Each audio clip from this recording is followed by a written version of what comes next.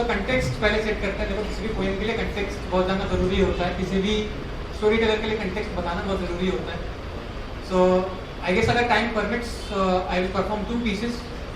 First one, I recently completed 6 years of my school farewell. जो बहुत लोगों की मेमोरेबल याद होती है। So the first piece is going to be that only, and second, any overthinkers? मैं तो नहीं। Any overthinkers? सेकेंड पीस आप लोगों के लिए, तो please keep an year, keep an I, keep an year जो मर्जी। तो स्टार्टिंग है कि ये कोई छोटा किस्सा नहीं बल्कि एक पूरी कहानी है।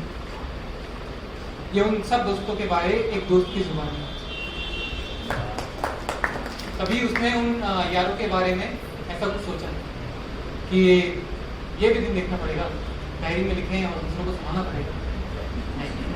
तो कहने को उन सब यारों में कमाल था, अपने अनोखे अंदाज और बेमिसाल हरकतों की वजह से बेमिसाल था। ना कभी किसी से इतराना, ना झूठ बोलना, बस जो भी कुछ हो, जो भी सच हो, उसे होठों पर लाना। लेकिन आज वो बैठा है उन्हीं यारों की दास्तां सुना। शुरू करता है बात कह के कि आज रात बैठी मैं था ना, पता नहीं सबको क्या होता है।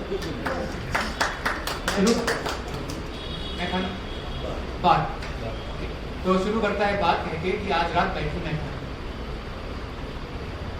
और फरमाने बड़े इत्मीनान से बोला 6x3 के क्लासरूम का करूँगा।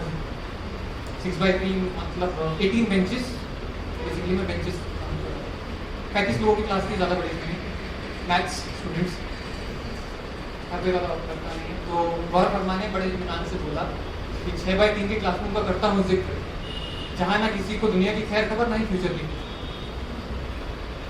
दरवाजे के बगल से शुरू होती है उसकी क्लास, जस्ट लाइक दैट। जो एंट्री हमारा एंट्री गेट है, दरवाजे के बगल से शुरू होती है उसकी क्लास। बैठने वाले का कैरेक्टर जैसे कांच का ग्लास, कांच का glass you might interpret clean, humble और फ्रेजाइल, जिसे बोलेंगे बहुत सॉफ्ट। दरवाजे के बगल से शुरू होती है उसकी क्लास, बैठने वाले का कैरेक्टर जैसे कांच का ग्लास। साइडवेज में बोला निकल कर एक एक करके पकड़ूंगा सबके कान, तो सुनते रहना लगा के कान।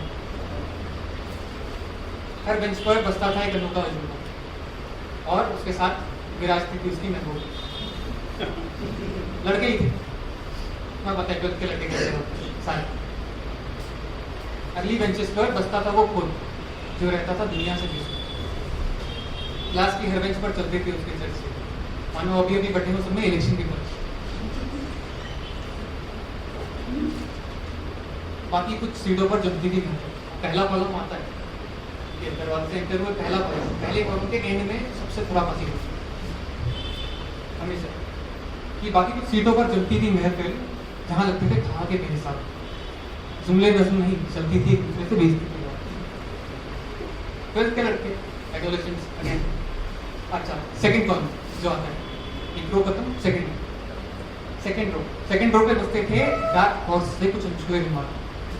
डार्क हॉर्स पता है ना सबको, डार्क हॉर्सेस किसको कहते हैं, एक आइडल बोलते हैं डार्क हॉर्सेस के। सेकंड रो पर बसते थे कुछ डार्क हॉर्स से अनछुए रिमार्क, जहाँ यादें कम और रट्टा मार वाला चलता था। हर एक के दिमाग में कुछ परसेंटेज लाने का सपना बोलता था। स्कॉलर्स, टॉपर्स, मगर पहली बेंच पर बैठता था वो जो हर दूसरे पर जाता था वो। हर महफिल में होता था वो राजा, लंच टाइम में बिना किसी के पता चले उनके बैग से पेन चुरा जाता। होता एक पेंचर हर क्लास में। अच्छा, थर्ड रूम में कर रखा था उन्होंने लड़कियों को दरकिनार, स्ट्रेंथ बहुत कम। थर्ड रूम में कर रखा था उन्होंने लड़कियों को दरकिनार, शायद इसी वजह से नहीं मिलते थे उनके सोच विचार। करती भी क्या, बस केवल 6 ही थे, इसलिए अपने में ही खुश रहती थी। आखिर के दो बेंचों पर रहने वाले थे वो गजनी, जिनकी आवाज आज तक किसी ने नहीं सुनी। The most introvert of our classes, those four guys.